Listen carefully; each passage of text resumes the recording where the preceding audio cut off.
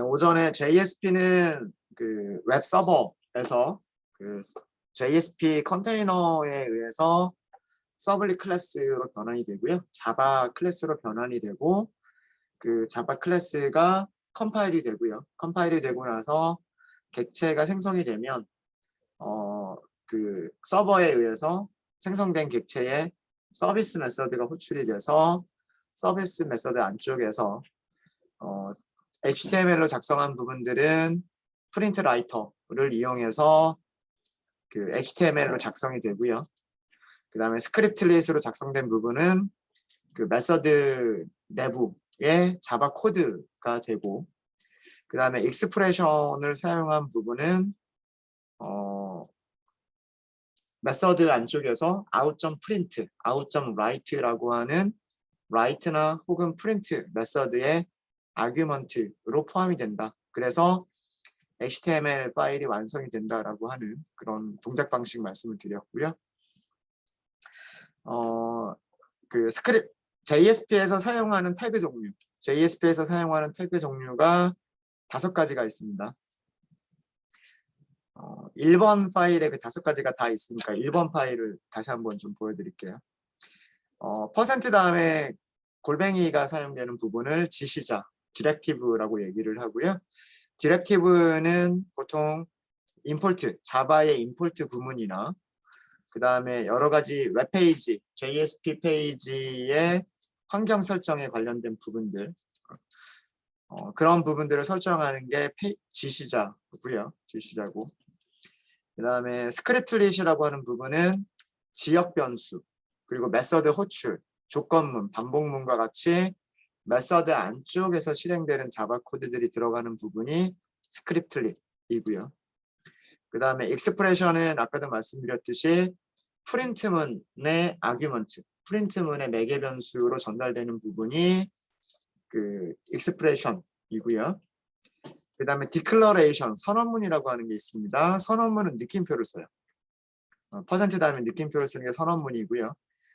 말 그대로 선언한다는 얘기이기 때문에 어디서 선언하는 거냐? 멤버 변수를 선언을 하거나 멤버 메서드를 선언을 하는 거예요. 그래서 멤버 변수 선언, 메서드 선언을 하는 부분을 선언문이라고 얘기를 합니다. 그래서 퍼센트를 사용을 하고요. 그리고 JSP에서 주석을 만드실 때에는 퍼센트 다음에 대시 2개를 써주시면 됩니다. 그러면 그 JSP 파일이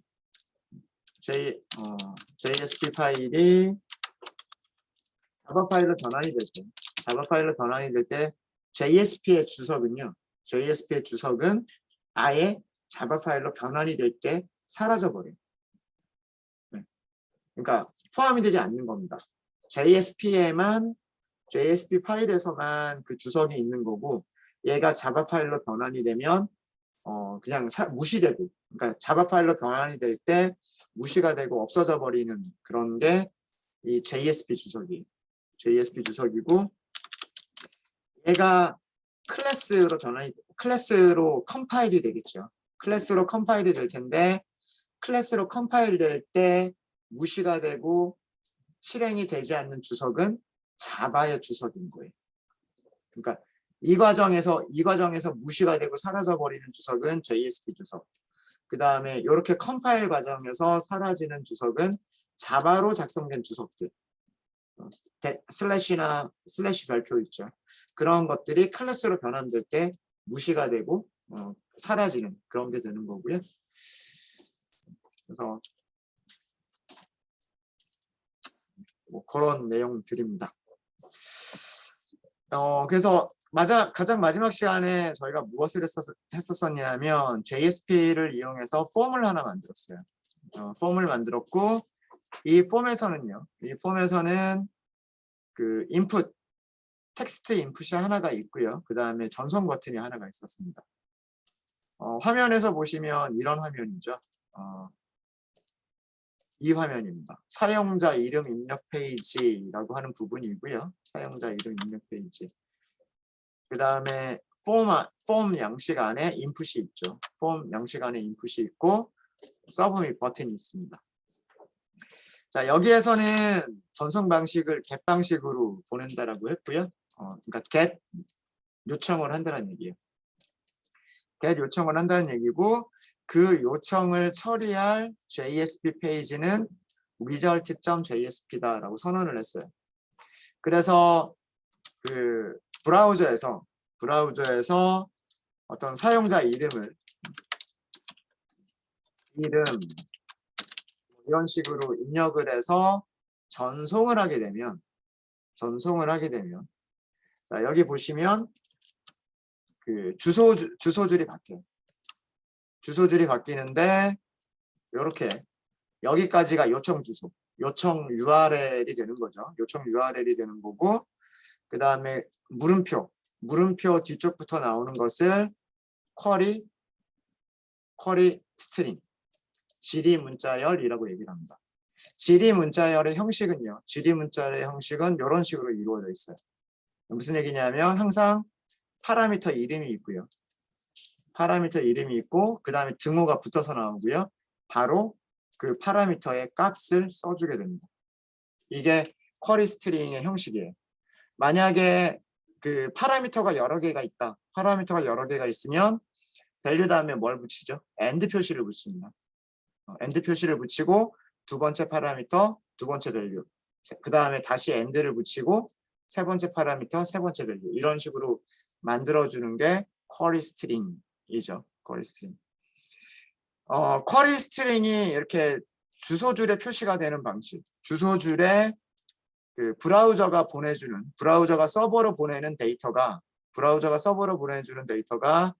그 주소줄에 표시가 되는 이렇게 밖으로 노출이 되는 이런 전송 방식을 get 전송 방식이라고 얘기합니다. 포스트 전송 방식은요. 여기 포스트로 바꿔볼까요? 여기 포스트로 바꿨습니다. 2번 form.jsp에서 바꿨어요. form.jsp에서 바꿨고요. 그럼 테스트를 하시려면 여기 다시 하셔야 돼요. 2번 form.jsp. 자, 이제 다시 한번 입력을 하는 거죠. 입력을 하고 전송하게 되면 결과가 보이는 거는 똑같이 보일 거예요. 결과 페이지라고 보이고 제가 입력한 내용이 여러분들이 입력한 내용이 그대로 보이실 겁니다. 달라진 점은 뭐냐면 주소줄이에요. 주소줄에 뭐가 없냐면 쿼리 스트링이 없어요. 이게 포스트 방식입니다. 그럼 포스트 방식에서는 이런 데이터가 어디에서 전달이 되느냐? 그건 어디서 보시면 되냐면 네트워크에서 보시면 돼요. 개발자 도구의 네트워크에서 보시면 result.jsp를 요청을 할 때 페이로드 부분을 보시면은요. 이런 데이터가 넘어왔다라고 하는 것을 보실 수가 있어요. 이게 뭐냐면 클라이언트가 서버로 보낸 데이터다라는 얘기고요. 파라미터 이름이 유저네임, 파라미터의 밸류가 ASDF라고 하는 값이다라고 하는 것을 여기서 보실 수가 있으세요. 그러니까 포스트 방식이라고 해서 그 내용을 볼 수가 없는 건 아니에요. 이런 식으로 만약에 우리가 패킷을 열어볼 수만 있으면 저런 식으로 가능합니다. 단지 이 주소줄에 노출이 안 된다라고 하는 것뿐이에요. 주소줄에 노출이 안 된다라고 하는 거고요. JSP는요. 이게 결과 페이지죠. result.jsp라고 하는 결과 페이지인데 get 방식도 처리할 수가 있고 포스트 방식도 처리할 수가 있는 거예요. 그러니까 두 get 메서드와 두 포스트 메서드가 따로 구현되어져 있는 게 아니고요. 아까 제가 그 JSP 파일이 자바 파일로 변환된 그 소스 코드를 보여드렸죠. 소스 코드 보시면 실제로 만들어진 메서드 이름은 뭐였었냐면 JSP 서비스 파라미터가 request, response였었단 말이에요. 이런 메서드 안에 여러 가지 코드들이 작성되어 있었죠. 그렇죠? 이 서비스라고 하는 메서드는 get 방식과 포스트 방식을 다 처리할 수 있는 메서드예요. 사실 제가 어제 서블릿에서 말씀을 안 드리긴 했지만 서블릿에도 서비스라고 하는 메서드가 있어요. 그럼 어떻게 해서 get 방식과 포스트 방식을 다 처리할 수가 있느냐? request라고 하는 파라미터 안에 요청 방식, 요청 메서드가 get인지 post인지가 들어가 있어요. 들어가 있기 때문에 둘 다 처리를 할 수가 있는 겁니다. 둘 다. 사실 그러니까 우리가 그 어제 서블릿에서 만들었었던 두 get과 두 post가 합쳐져 있는 역할을 하는 거다. 그렇게만 생각하시면 돼요. 생각하시면 되고 클라이언트가 보내준 파라미터를 읽어오실 때 사용하는 함수는 get파라미터예요. get파라미터. 이 메서드는 누가 가지고 있냐면 리퀘스트가 가지고 있죠. 리퀘스트가 클라이언트가 서버로 보내주는 데이터고 클라이언트가 서버로 보내주는 데이터고 그런 모든 정보들을 다 가지고 있어요. 그 데이터만 가지고 있는 게 아니라 리퀘스트 URL은 무엇이고 뭐 리퀘스트에 포함된 파라미터는 뭐가 있고 등등등등 뭐 리퀘스트의 메서드는 무엇이고 그런 모든 정보들을 가지고 있는 객체가 리퀘스트라고 하는 객체예요. 근데 좀 신기한 거 있죠. 우리는 자바 코드를 작성하고 있는데 이런 변수를 선언한 적이 없잖아요. 선언한 적이 없는데 이런 변수들을 지금 그냥 막 사용하고 있죠. 그렇죠? 모든 JSP 페이지에는 request라는 객체와 response라고 하는 객체가 있어요. 왜 그럴까요?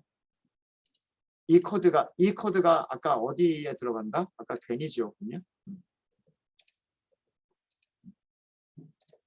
우리가 만드는 JSP에서 스크립트릿으로 만드는 이 코드들은 자바 파일에서는 무슨 메서드 안으로 들어간다? JSP 서비스라고 하는 메서드 안쪽으로 들어가는 거다라고 말씀드렸죠. 그런데 이 메서드의 파라미터가 뭐예요? 이 메서드의 파라미터가 리퀘스트하고 리스폰스였었단 말이에요. 그렇죠? 이 안쪽에 코드들이 들어가는 거죠. 어떤 코드들이 들어가는 거냐면 이런 코드들이 이 안쪽에 들어가는 거예요. 그렇죠? 그럼 여기서 얘기하는 리퀘스트라고 하는 게 뭐냐면 이 JSP 서비스라고 하는 그 메서드의 파라미터인 거예요. 그 다음에 리스폰스를 쓰고 싶으면 리스폰스 쓸 수 있어요. 왜? 이 JSP 서비스라고 하는 메서드의 파라미터 중에 하나가 리스폰스니까 그걸 쓸 수가 있는 거예요. 이처럼 모든 JSP 페이지가 가지고 있는 이런 객체들을 JSP 내장 객체라고 얘기를 합니다. JSP 내장 객체들은 바로 이런 그 파라미터들이 있고요. 그 다음에 아까 그 자바 파일 보여드렸죠. 자바 파일이 가지고 있는 여러 가지 멤버 변수들. 그 여러 가지 멤버 변수들이 JSP 페이지 어디에서나 사용할 수 있는 그 객체들이에요. 그런 것들은 제가 한번 정리를 해드리도록 하겠습니다. 중요한 거 몇 개만 아시면 돼요.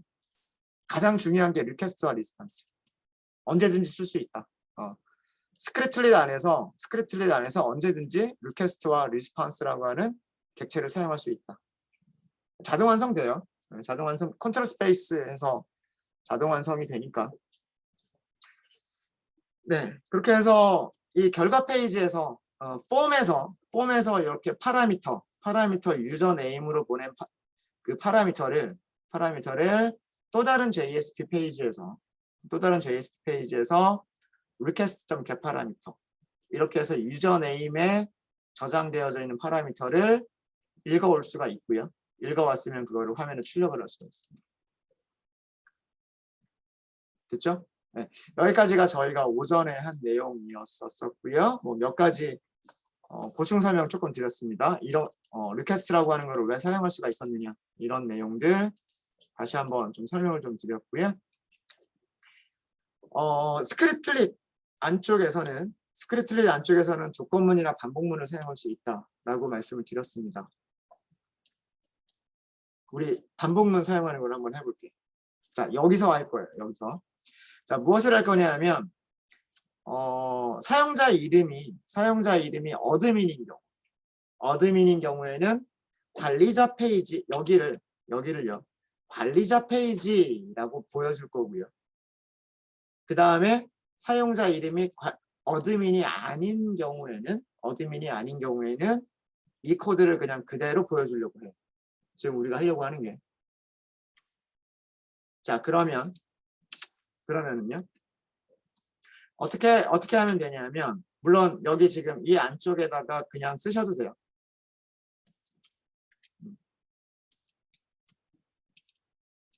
근데 그냥 바깥으로 따로 만드셔도 되고 상관은 없습니다. 상관은 없고요. 자, 만약에 파라미터에 있는 유저 네임이 뭐랑 같으면 문자열이 같은지 다른지 비교할 때 이렇게 하면 된다 그랬어요? 안 된다 그랬어요? 이렇게 하면 안 된다 그랬어요? 그쵸? 이거 그 잘못된 결과를 줄 수 있다라고 말씀드렸습니다. 문자열이 같다 다르다라고 할 때는 메서드 사용하라고 했어요. 무슨 메서드? equals 메서드. equals에서 문자열을 쓰시는 거예요. 어드민과 같은 경우에 else, 그렇지 않은 경우. 어때요? 이거 완전히 자바코드. 자바코드고요. JSP 내장 객체 중에 뭐가 있냐면 out이라고 하는 게 있어요. out. 여기 뭐라고 써져 있어요? 컨트롤 스페이스 하니까 뭐라고 써져 있어요? JSP writer라고 되어 있어요. JSP writer. 이 JSP writer라고 하는 게 뭐냐면 우리가 어제 서블릿에서 response.getWriter 이렇게 해서 라이터 가져온 거 있었죠. 그거랑 비슷한 거라고 생각하시면 돼요. 완전히 거기서 서블릿에서는 우리가 프린트 라이터라고 하는 타입이었었고요. 톰캣 서버에서 사용하는 그 라이터는 JSP 라이터라고 하는 거예요. 사실은 상속관계에 있는 거예요. 클래스가 상속관계에 있는 거 거의 같은 거라고 생각하시면 되고. 그래서 이 out점이라고 하면 append가 있죠. print가 있죠. 그렇죠? 그리고 뭐가 있어요? write가 있어요. 어떤 거를 쓰셔도 괜찮습니다. print를 써볼게요. print. 이렇게 할 수가 있어요. out.print. 프린트 안에는 무엇을 넣으시는 거냐면 문자열을 넣으시는 거예요. 문자열을. 그리고 그렇지 않을 때는 여기서도 마찬가지로 out.print. 아까 제가 어떻게 하겠다고 했냐면 어드민인 경우에는 관리자 페이지라고 쓰겠다고 했고 그 다음에 그렇지 않은 경우에는 사용자 이름을 그냥 보여주겠다고 했어요. 자, 그럼 여기서 어떻게 할 거냐면 h2 그 다음에 뭐 관리자 페이지 그 다음에 h2 이렇게 하겠다는 얘기고요. 그 다음에 그렇지 않은 경우에는 h2 사용자 이름 그 다음에 붙여야죠. 유저네임을 붙여야 돼요. 유저네임 붙여야 되니까 어쩔 수 없어요. 이렇게 하고 유저 그 다음에 완성을 시켜야 돼요. h2 이렇게.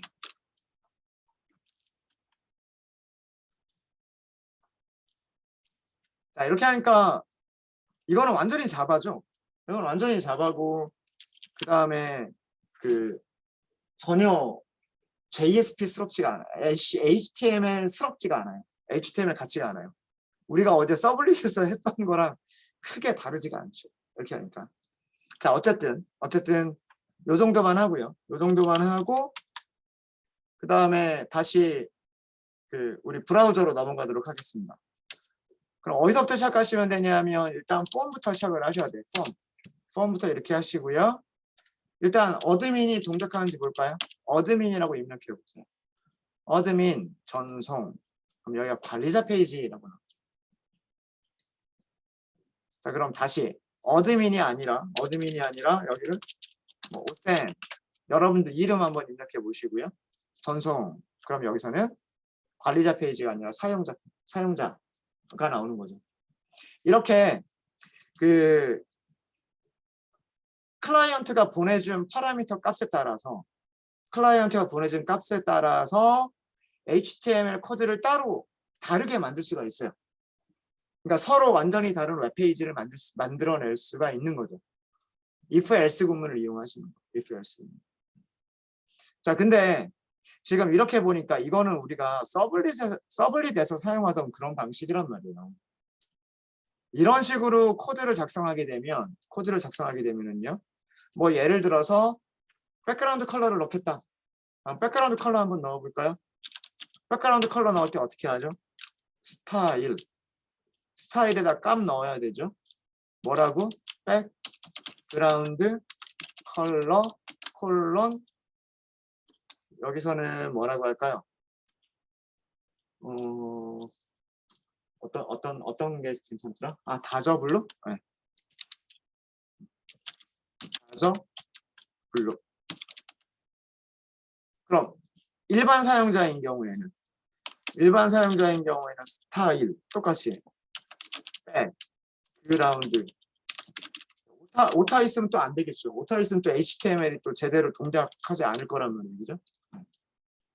여기서는 라이트 그레이 뭐 이런 정도로 해볼까요? 이런 정도로.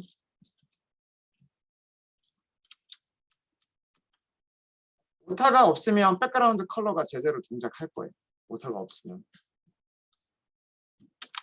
새로 고침 해볼까? 자, 여기서부터 다시 한번 볼게요. 어드민 전송 네, 색깔 들어갔네요. 그죠? 색깔 들어가고 그 다음에 어드민이 아니라 뭐 게스트 이렇게 하면 네, 게스트에는 또 회색으로 들어가네요. 어쨌든 동작은 하고 있어요. 그죠? 동작은 하고 있는데 자 여기 있는 코드가 HTML처럼 보여요? 아니면은 이거는 자바 서블릿처럼 보여요? 자바 서블릿처럼 보이죠? 그러니까 JSP의 장점이 없어지는 거예요. JSP는 이런 식으로 그 HTML 태그들을 직접 이용할 수 있다는 장점이 있는데 지금 이 코드는 JSP의 장점을 살리지 못하고 서블릿에서 하던 코드를 작성한 방식이에요. 서블릿에서 하던 방식을. 자, 그러면 저는 이거를요. 이렇게 하도록 하겠습니다. 여기 구별하기 위해서 위쪽하고 아래쪽 구별하기 위해서 HR 넣을게요. 그리고 여기 제목 이렇게 넣을까요? 여기는 뭐라고 할까요? ASP 썩지 않은 방법. 아웃 객체 직접 사용 이렇게 할게요. 자, 그 다음에 여기서는 H1 여기서는 아웃 객체를 사용하지 않는 방법. 스크립트릿과 익스프레션 사용하는 방법. 똑같은 코드를 이거랑 똑같은 결과를 만들 수 있게끔 이거랑 똑같은 결과를 할 수 있게끔 다음과 같이 만들게요. JSP를 좀 더 JSP스럽게 JSP를 서블릿처럼이 아니라 JSP를 JSP처럼 사용하시는 방법은 자바 코드들만 스크립트릿으로 만들어 놓고요. 이런 부분은 그냥 그대로 HTML 태그를 이용하는 거예요. 자, 그럼 그게 무슨 얘기냐? 다음과 같이 하시는 거예요. 스크립트릿을 먼저 만들어요. 자, 이 스크립트릿에서 우리가 할 일은 뭐냐면 if user name이 equals 뭐랑 같으면 admin이랑 같으면 하고서 괄호를 시작을 해요. 자, 괄호를 시작했으면 괄호가 닫혀져 있어야 되겠죠. 그죠? 그거를 별도의 스크립트릿에서 괄호를 닫아요. 자, 이렇게 하면 에러가 없어요. 자, 아까 이거 없을 때까지는 에러가 생기죠. 이게 왜 여기 컴파일 에러가 생기잖아요. 컴파일 에러가 생기는 이유가 뭐냐면 if를 시작을 했고 중괄호가 열려 있는데 이 중괄호가 닫히지 않았단 말이에요. 그렇죠? 그래서 이렇게 중괄호를 열었으면 중괄호를 닫아줘요. 그러면 에러가 없어요. 하나의 완성된 HTML 자바 문장이 되는 거죠. 이렇게 나눠서 스크립트릿은 이렇게 나눠 써도 돼요. if하고서 문장이 다 안 끝나고 별도의 스크립트를 해서 이렇게 나눠서 써도 돼요. 무슨 말인지 아시겠습니까? 자, 그 다음에 아까 else 있었잖아요. else 열어주는 거죠. else죠. else 열었는데 아직 안 닫혔잖아요. 그죠? 안 닫혔으니까 별도의 스크립트를 해서 이걸 닫아요. 자, 그러면 if, else 문장이 되는 거예요. 되셨나요? if 안쪽에서 뭘 한다? h2를 만드는 거예요. 여기 뭐라고? 사용자 페이지. 관리자 페이지. 죄송합니다. 관리자 페이지. 자, 관리자 페이지에다 우리 뭐 넣기로 했어요? 스타일 넣기로 했죠. 스타일, 컨트롤 스페이스. 스타일 어트리뷰트 나오잖아요. 그죠? 그 다음에 백, 컨트롤 스페이스, 백그라운드 컬러 나오죠. 다 색깔 이름은 안 나올 거예요. 색깔 이름은 안 나오니까 다 접을로. 어때요? 코딩하기가 편하죠? 네. 이거는 하나라도 오타가 있으면 제대로 동작하지 않을 거예요. 근데 이거는 자동 완성되잖아요. 그죠? 여기는 H2. 여기는 사용자 이름, 사용자 이름. 이렇게 하는 거죠. 여기서는 뭘 사용하겠다? 익스프레션 사용하겠다. 익스프레션 유저 네임. 여기도 만약에 스타일을 주고 싶으면 스타일 컨트롤 스페이스 어트리뷰트가 자동 완성되고요. 그 다음에 백그라운드 컬러가 있죠. 라이트 그레이라고 하기로 했나요?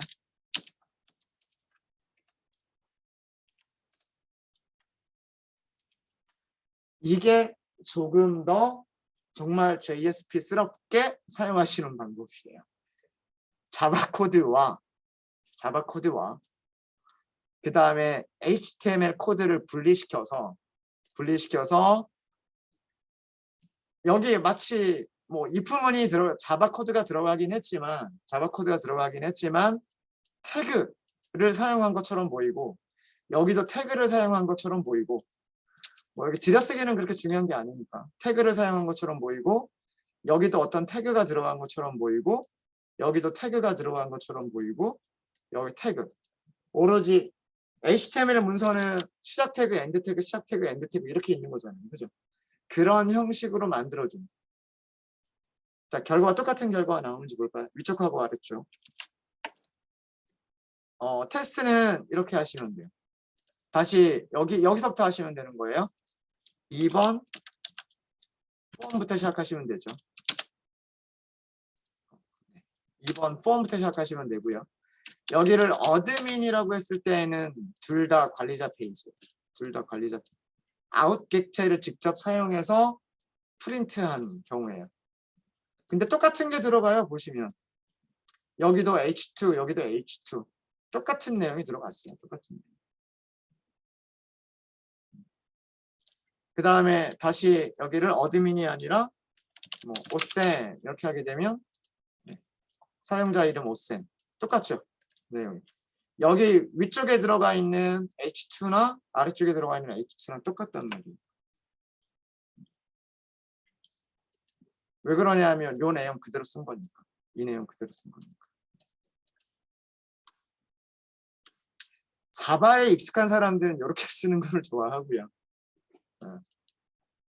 HTML 태그에 익숙한 사람들은 또 이렇게 나눠서 써요. 자, 이렇게 하기 시작하니까 이제 JSP가 좀 복잡해지고 어렵게 느껴지기 시작합니다.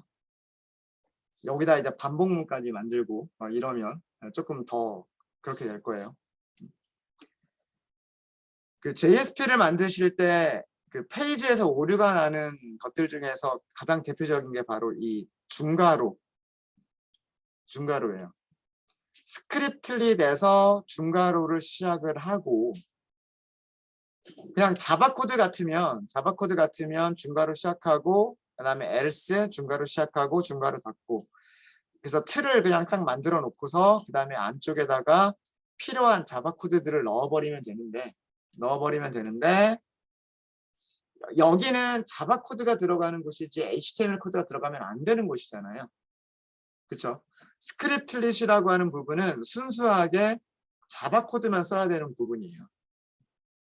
순수하게 자바 코드만 써야 되는 부분이기 때문에 이 안쪽에서는 HTML을 직접 쓰면 안 돼요. HTML 엘리먼트를 만들고 싶으면 out.print라고 하는 함수를 메서드를 이용해서 만들고 싶은 HTML 코드들을 작성을 하셔야 돼요. 근데 이렇게 지금 H2라고 하는 거 요거 하나만 만들기에도 힘들잖아요. 그죠?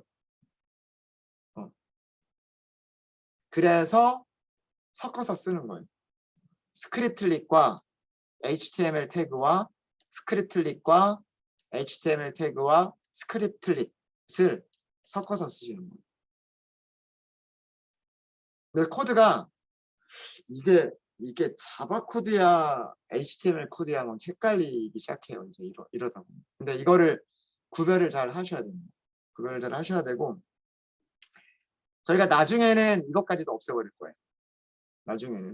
지금은 그 스크립트릿이라고 하는 거를 보여드리기 위해서 이렇게 작성하는 거다라고 하는 거를 보여드리는 거고요. 아까 제가 어떻게 만들었는지 다시 한번 보여드리면 여기를 먼저 만들고 그 다음에 중간에 비워두고 닫는 중괄호를 먼저 스크립트릿으로 그러니까 두 개를 분리를 하는 거예요.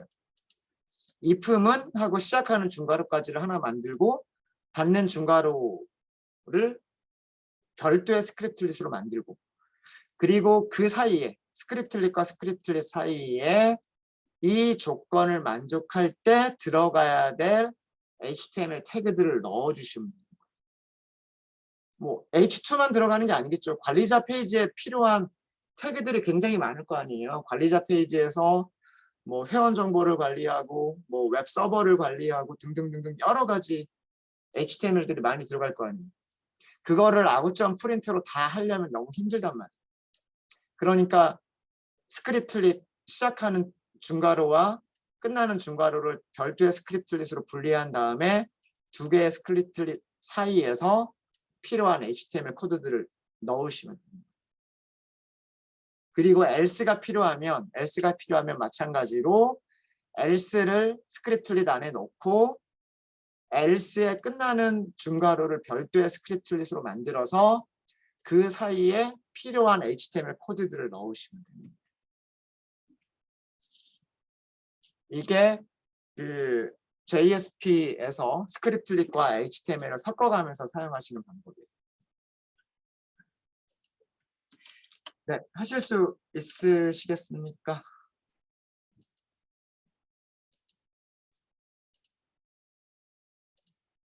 어려워요? 어려워요?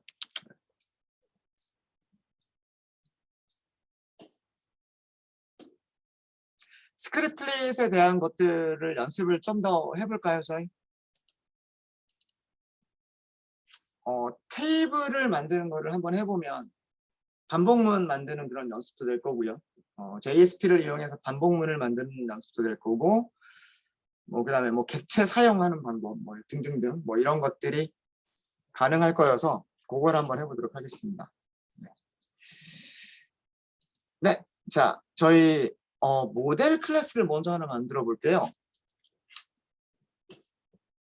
소스 밑에서요. 소스 밑에서 오른쪽 클릭, 뉴.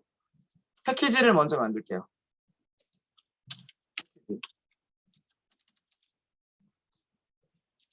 패키지 선택하시고요. 패키지 이름은 뭐라고 할 거냐면 edu.web.model이라고 하도록 하겠습니다. 모델. edu.web.model.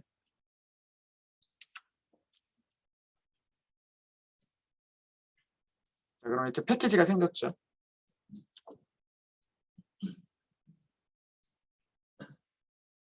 자, 패키지에서 오른쪽 클릭하시고요. 자, 이번에는 클래스, 자바 클래스를 만들도록 할게요. 자바 클래스 선택하시면 되고요. 클래스 이름은 뭐라고 할까요?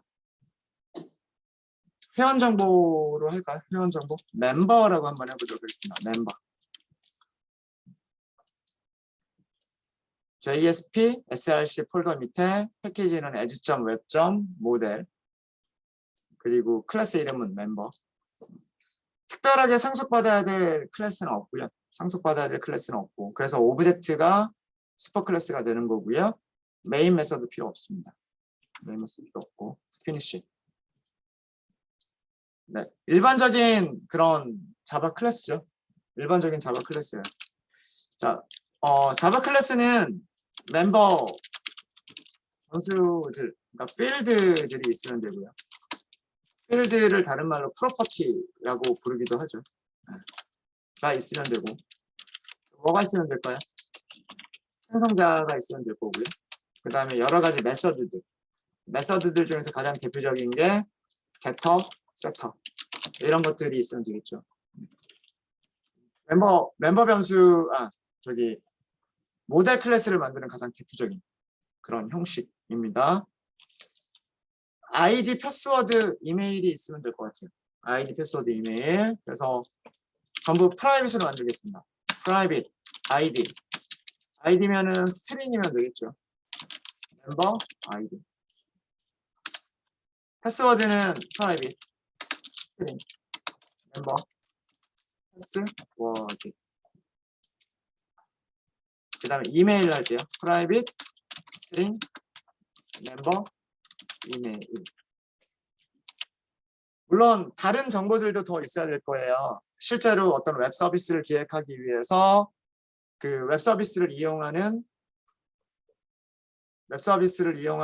그 홈페이지에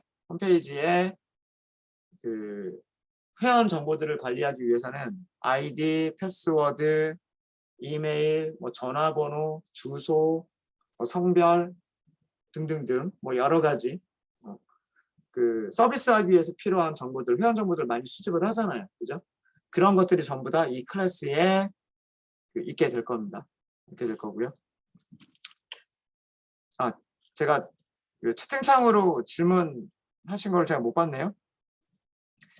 여기 작은 따옴표 쓴 거를 질문하신 분이 계세요. HTML 코드에서는 여기를 큰 따옴표를 썼는데 여기서는 왜 작은 따옴표를 썼느냐? 이거 왜 그럴까요? 큰 따옴표 쓰면 어떻게 돼요?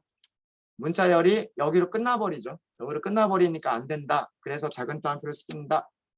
라고 말씀을 드렸잖아요. 그죠?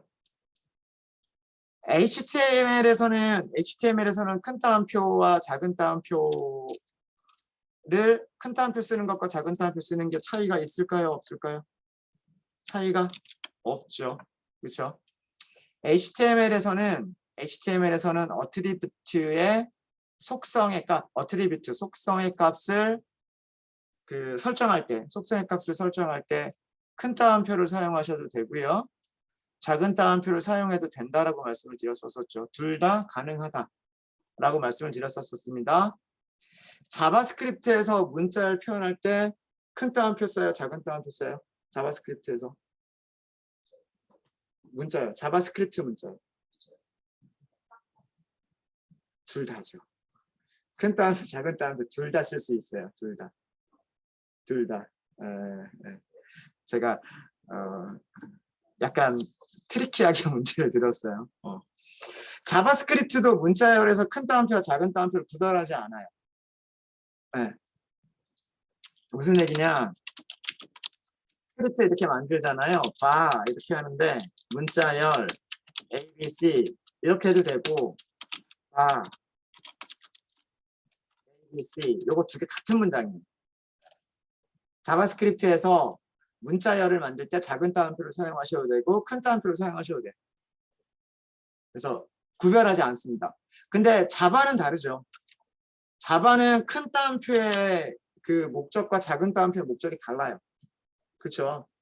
자바에서는 문자열은 무조건 큰 따옴표, 작은 따옴표 못 써요.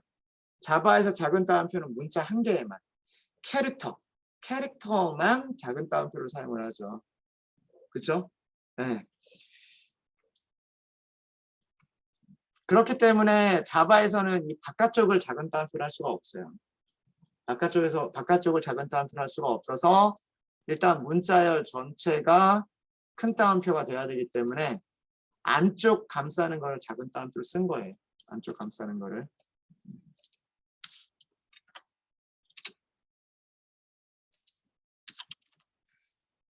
큰 따옴표를 쓰는 방법도 있어요. 여기 작은 따옴표가 아니라 큰 따옴표를 쓰는 방법도 있습니다. 어떻게 하면 될까요? 이렇게 하시면 돼요. 이렇게. 따옴표 안에 따옴표를 집어넣겠다라고 하면 백슬래시를 쓴 다음에 큰 따옴표를 넣으시면 큰 따옴표로 작성이 돼요. 이렇게 하는 방법도 있습니다. 근데 그러면 여기 큰 따옴표로 시작했으면 끝나는 것도 뭐 어떻게 해야 돼요? 끝나는 것도 큰 따옴표를 쓰셔야 되겠죠. 이렇게.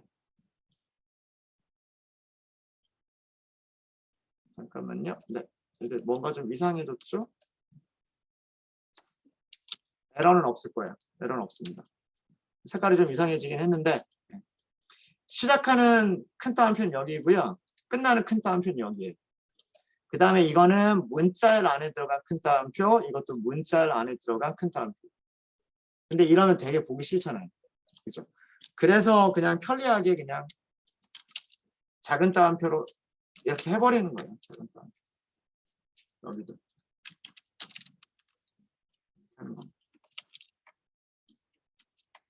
그래서 큰 따옴표 안에 큰 따옴표를 쓰기가 번거로우니까 작은 따옴표 하는 거예요. 네. 자, 다시 멤버로 되돌아 오겠습니다. 다시 멤버로 되돌아와서 멤버 변수에서 여기 멤버 변수 3개를 했고요. 생성자는 2개를 만들게요. 2개를 어떻게 만들 거냐면 public 멤버 디폴트 생성자. 그 다음에 파라미터 3개짜리. 그러니까 3개를 멤버 아이디와 멤버 패스워드와 멤버 이메일을 전부 다 세팅을 해줄 수 있는 생성자. 그럼 어떻게 하면 돼요? public 멤버 문자열 선언해야 되죠. 멤버 아이디 문자열 멤버 패스워드 문자열 멤버 이메일 이렇게 주시면 되고요. 여기서 코드는 어떻게 하면 돼요? this 멤버 아이디는 멤버 아이디 이렇게 하시면 되고요. this 멤버 패스워드는 멤버 패스워드 이렇게 하시면 되고 this 멤버 이메일은 멤버 이메일 이렇게 하면 되죠. 네, 생성자. 2개의 생성자를 만들었습니다. 2개의 생성자를 만들었고요. 자, 그 다음에 게터 세터들이 있어야 다른 클래스에서 멤버 변수의 값을 읽어오거나 멤버 변수의 값을 변경할 수가 있겠죠. 멤버 변수가 3개니까 게터도 3개, 세터도 3개, 메서드 6개 만들어야 돼요. 그럼 자동 완성할게요. 네. source 오른쪽 클릭하시면 source라고 있죠. 그 다음에 generate getter setter가 있죠. generate getter setter 전부 선택하세요. select all generate. 그러면 이런 메서드들을 만들어 줍니다. 그죠? 여기다 만들었군요. 여기다가 게터인 경우에는 멤버 변수의 값을 리턴하면 되니까 리턴 값이 있어야 되고요. 파라미터는 필요가 없습니다. 멤버 변수의 값을 리턴만 하면 되니까 리턴할 때 필요한 정보는 없잖아요. 그죠? 네. 근데 세터 같은 경우에는 다르죠. 세터는 멤버 변수의 값을 다른 값으로 바꿔주는 거예요. 그렇죠? 다른 값으로 멤버 변수의 값을 바꿔줘야 되기 때문에 어떤 값으로 바꿔줄 것이냐라고 하는 거를 전달을 받아야 돼요. 그렇죠? 그래서 세터 같은 경우에는 파라미터를 갖게 되고요. 하는 일은 멤버 변수의 값을 변경만 하면 되는 거기 때문에 리턴 타입은 필요가 없어요. 그래서 리턴 타입 부분에는 void라고 쓰는 겁니다. 하실 수 있으시겠죠?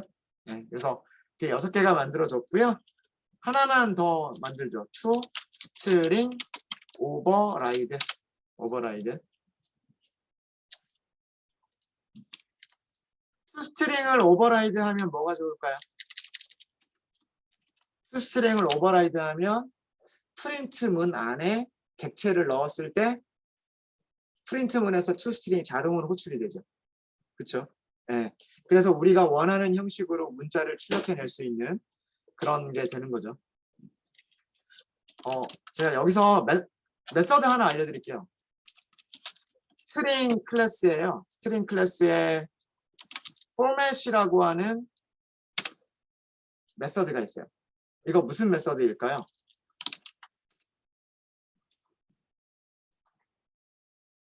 스태틱 메소드, 스태틱 메소드. 클래스 이름에서 그 메서드 이름을 직접 호출하는 거기 때문에 이런 거를 스태틱 메서드라고 얘기를 하죠. 스태틱 메서드고요. 여기 사용하시는 방법은 예제가 있었으면 좋겠는데 예제가 없군요. 없으면 네. 자, 이렇게 할게요. 제가 회원 정보죠. 회원 정보예요. 그죠? 회원 정보고요. 그 다음에 멤버 아이디가 있죠. 멤버 아이디가 있고요. 멤버 아이디는 문자열이고요. 멤버 패스워드가 있어요. 멤버 패스워드 이것도 문자열이고요. 그 다음에 멤버 이메일이 있고 이것도 문자열. 자, 그러면 여기를 어떻게 채울 거냐면 this.member_id this.member_password this.member_email 이렇게 채우시면 돼요. 혹시 여러분들 printf라고 하는 함수 기억나세요? system.out.printf 써보신 적 없으시군요. 요거 이따가 보여드릴게요. 어떻게 보이는지. 써보시면 알아요. 써보시면. 어쨌든 이 string.format이라고 하는 거는 문자열을 만들어줍니다. 보시면 리턴 타입이 문자열이죠. 리턴 타입이 문자열이고 그럼 그 메서드의 결과를 다시 리턴하겠다라고 한 거기 때문에 그 제대로 스트링을 리턴하는 메서드가 돼요. 자, 그러면 얘를 테스트를 해봐야 되겠죠. 뭐 게터 세터는 제대로 되는지 생성자는 제대로 되는지 아니면 이 toString 메서드는 제대로 되는지 JSP를 이용하고서 테스트를 해보도록 하겠습니다. 자, 여러분들 웹앱에서 오른쪽 클릭 New 그 다음에 Other 하시고 JSP Next JSP 파일은 3번 여기는 테이블 만들 거니까 테이블이라고 하도록 하겠습니다. 테이블. 자, 일단 finish 하시고요. 자, 근데 문제는 뭐냐면 서버 쪽에서 우리가 만든 이 멤버라고 하는 클래스가 새로 만들어졌다라고 하는 것을 알 수가 없어요. JSP, 그러니까 웹앱 폴더 밑에 있는 녀석들은요, 이클립스가 자동으로 서버에 복사를 해줘요. 이 파일들은 우리가 저장을 하면 이클립스가 자기가 사용하고 있는 톰캣 서버에 복사를 해줘요. 그래서 HTML이나 JSP 같은 경우는 서버를 재시작시키지 않아도 우리가 주소줄에서 그 페이지 이름만, 파일 이름만 제대로 작성해서 주소를 입력하면 리퀘스트가 처리가 됐었잖아요. 그죠? 근데 우리가 어제 그 서블릿 클래스들을 여기다 만들었을 때 새로운 게 등록이 되면 새로운 서블릿을 만들었을 때 서버에 자동으로 업로드가 되지 않았었죠. 그래서 항상 어떻게 했어요? 재시작을 했어요. 재시작을 해야 여기 있는 그 자바 파일이 클래스로 컴파일 되면서 서버에 올라가요. 이제 한 번 올라간 다음에는 그 다음부터는 수정할 때마다 서버가 다시 그걸로 다시 재로드를 합니다. 그래서 이렇게 뭔가 그 클래스의 변화가 생기면 서버를 재시작을 한번 해주세요. 그러면 멤버라고 하는 클래스를 사용할 수가 있어요. 멤버라고 하는 클래스를 사용할 수가 있고,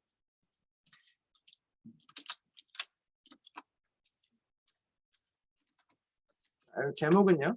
제목은 JSP 스크립틀릿을 사용한 테이블 작성이라고 할게요. 일단 테이블 작성을 하기 전에 모델 클래스 테스트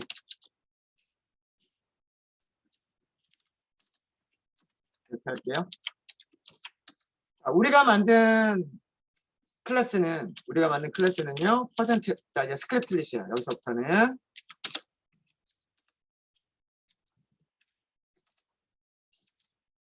멤버라고 하는 클래스 만들었죠. 여기 멤버, 그죠? 멤버 컨트롤 스페이스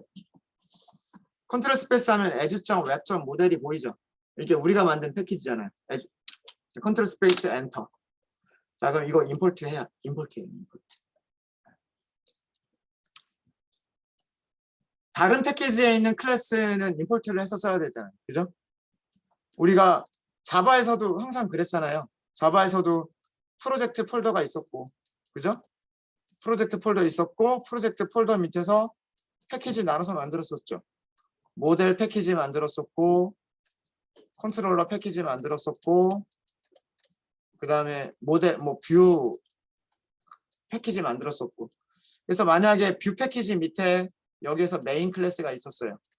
근데 이 메인 클래스가 모델에 있는 클래스 가져다 써야 돼요. 그럼 어떻게 해야 돼요? 임포트 해야죠. 그게 들어간 거예요, 지금. 자바 코드에서 멤버라고 하는 클래스를 사용하려고 하니까 무슨 패키지에 있는 거를 사용한다 라고 하는 임포트문이 들어간 거죠. m new member 이 안쪽까지는 안 되네요, 그죠? 자, 일단 이렇게 하도록 하겠습니다. 디폴트 생성자가 있으니까 에러 안 나고요. 자, 문자를 하나만 넘기면 이건 에러가 나요. 왜? 우리가 멤버라고 하는 클래스 만들 때 생성자는 딱 2개를 만들었는데 어떤 생성자를 만들었냐면 디폴트 생성자 그리고 파라미터 3개를 갖는 생성자 2개만 만들었기 때문에 에러가 안 나는 거는 저 2가지 경우만 에러가 안 나죠. 그렇죠? 자, 이렇게 해서 그러면 이렇게 어드민이라고 할까요? 어드민 아이디, 패스워드, 이메일 순서를 썼죠. 아이디, 패스워드, 이메일. 그럼 패스워드는 1234라고 할까요? 이메일은 어드민 itv.co.kr.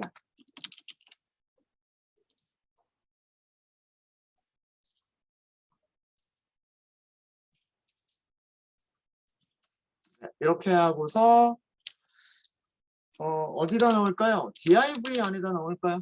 div 안에다가 그다음에 expression 써가지고 m toString 호출 안 해도 돼요.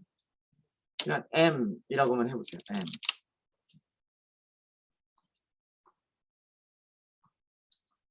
어차피 프린트문 안에서는 아마도 toString 메서드가 자동으로 호출이 될 겁니다. 안 되면 직접 호출하면 되고요. 안 되면 해보고. 자, 보겠습니다. 테스트 어떻게 하면 될까요? 우리가 만든 게 3번 테이블이에요. 그죠? 3번 언더스코어 테이블.jsp. 자, 이렇게 나왔죠. 멤버 아이디 어드민, 멤버 패스워드 1234, 멤버 이메일, 어드민 itv.co.kr. 출력 잘 됐죠. 이게 div 안에 들어간 내용이에요. div 안에 들어간 내용. 우리가 멤버를 생성할 때 어떻게 생성을 했냐면 생성자 호출했고요. 그죠? 생성자 호출했고 생성 아이디, 패스워드, 이메일 순서로 넘겼단 말이에요. 그죠? 생성자로 가볼까요? 컨트롤 키 누르고 마우스 클릭하면 생성자로 이동할 겁니다. 이동하겠죠? 자, 여기에 어드민, 여기에 1, 2, 3, 4, 여기에 어드민, ITU.co.kr. 그러면 멤버 변수 여기에 저장이 되겠죠. 3개 저장이 되겠죠. 자, 그 다음에 JSP에서 무엇을 했냐면 출력해 주세요 그랬단 말이에요. M을 출력해 주세요라고 했기 때문에 여기서 무슨 일이 일어났냐면 M.toString이 자동으로 호출된 거예요. 무슨 얘기인지 아시겠죠? 이 div 안에서 무슨 일이 일어난 거냐면 여기서는 이게 주석이죠. 헷갈려. 저도 헷갈리기 시작했어요. 이게 주석입니다. JSP 주석. 네. 무슨 일이 일어난 거냐면 M.toString이 자동으로 호출이 된 거예요. 여기서. 자, 그럼 우리가 toString을 어떻게 만들었냐면 toString 이렇게 만들었거든요. 멤버 클래스 보면 string.format이라고 하는 메서드를 썼어요. 메서드를 썼고 문자열을 쭉 만들었어요. 문자열을 쭉 만들었는데 웹페이지에서 출력한 결과하고 비교해 보세요. 멤버 중괄호 멤버 아이디 콜론. 자, 이거는 뭐예요? 멤버 중괄호 멤버 아이디 콜론 여기까지.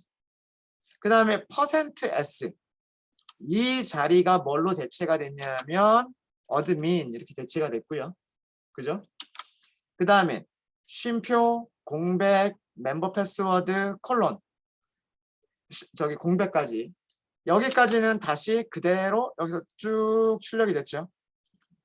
여기 %s 자리에 뭐가 왔냐면 1, 2, 3, 4라고 하는 문자열이 왔어요.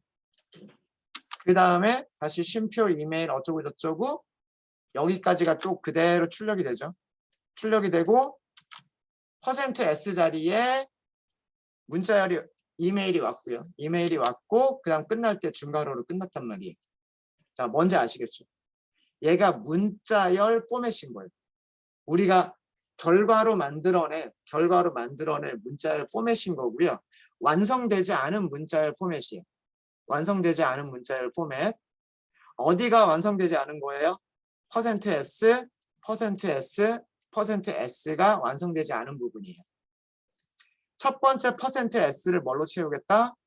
첫 번째 %s를 dis.memberID로 채우겠다. 두 번째 %s를 뭘로 채우겠다? dis.memberpassword로 채우겠다. 세 번째 %s를 뭘로 채우겠다?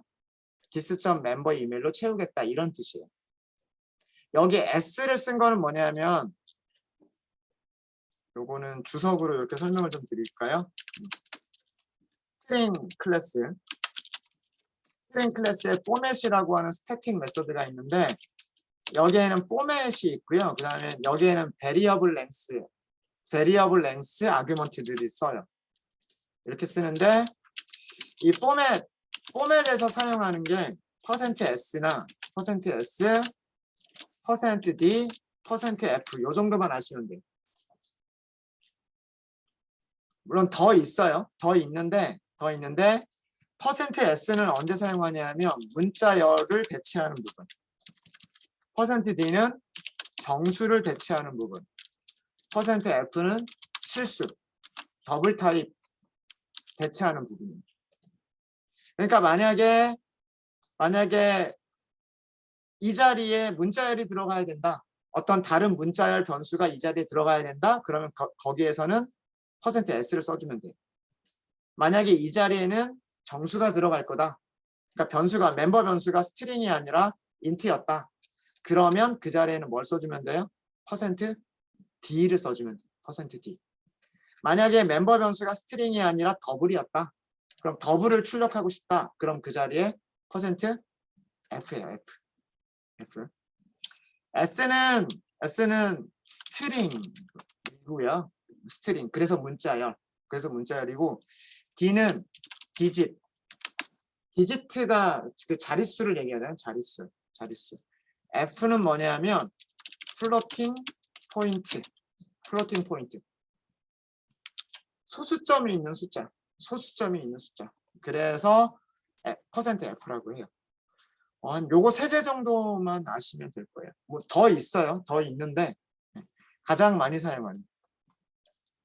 그래서 이 포맷 안쪽에 퍼센트가 3개가 있으면 아규먼트가 뒤에 몇 개가 더 있어야 될까요?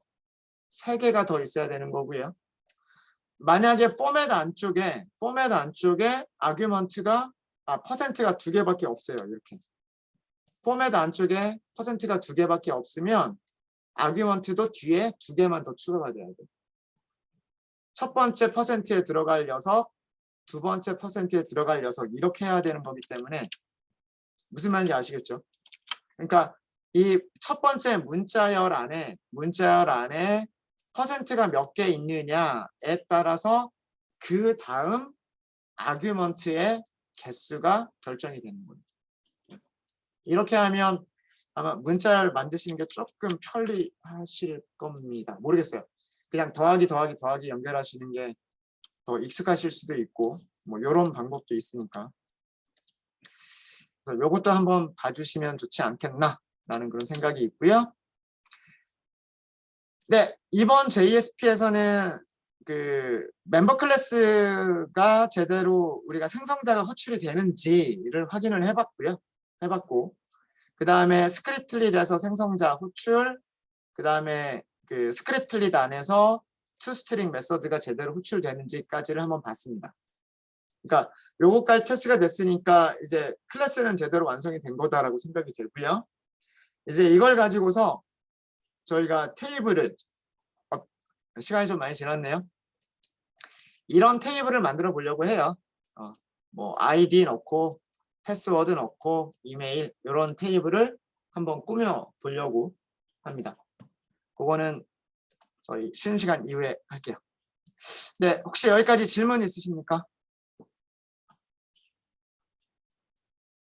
여기까지는 잘 되시죠?